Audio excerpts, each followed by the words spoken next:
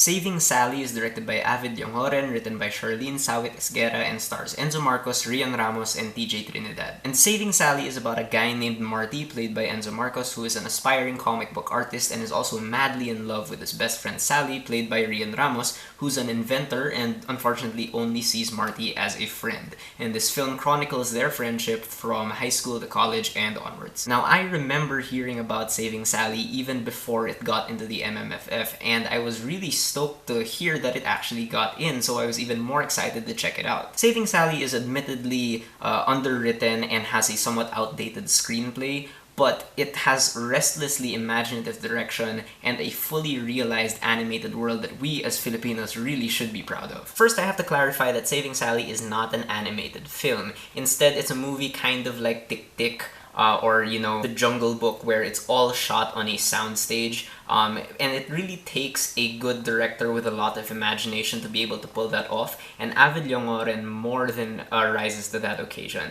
He is such a great director for this movie. The way he approaches scenes is he just does it in such a unique way. He really takes full advantage of the medium and all the animation. And what I love that he does is that through the visuals and through his direction, he manages to tell this story from the point of view of this torpe guy.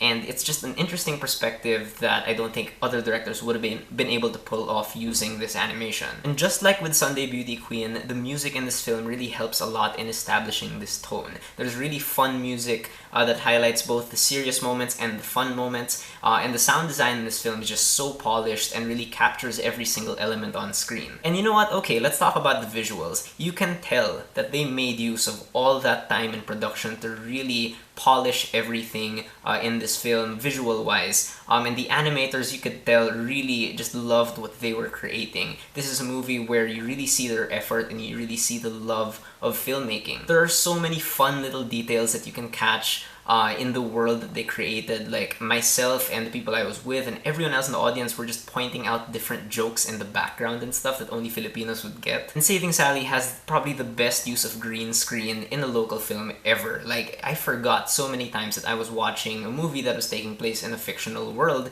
because that's just how good the green screen was. And it's great that the animation isn't just there because it looks pretty and whatnot. Like, they really use the visuals to tell a specific story and to tell it through Marty's perspective. There are also some truly stunning props that they use in the amazing production design, most notably this thing called the Book of Happy. You'll know it when you see it, and it's just such a great little element that I know that the filmmakers didn't have to, you know, take the time and effort to actually hand make the thing, but they made it, and I love it more for that. For the most part, the acting in Saving Sally is great. There are some moments when Enzo Marcos is a little bit flat, but he does act exactly like a torpe high school guy, which I should know because, hey, TJ Trinidad, his role in this movie fits him perfectly and he is great. But Rian Ramos as Sally really does steal the show in this movie. I didn't really find her to be so much of a manic pixie dream girl because I felt that she brought this realistic weight to her role. She really displayed this real naivety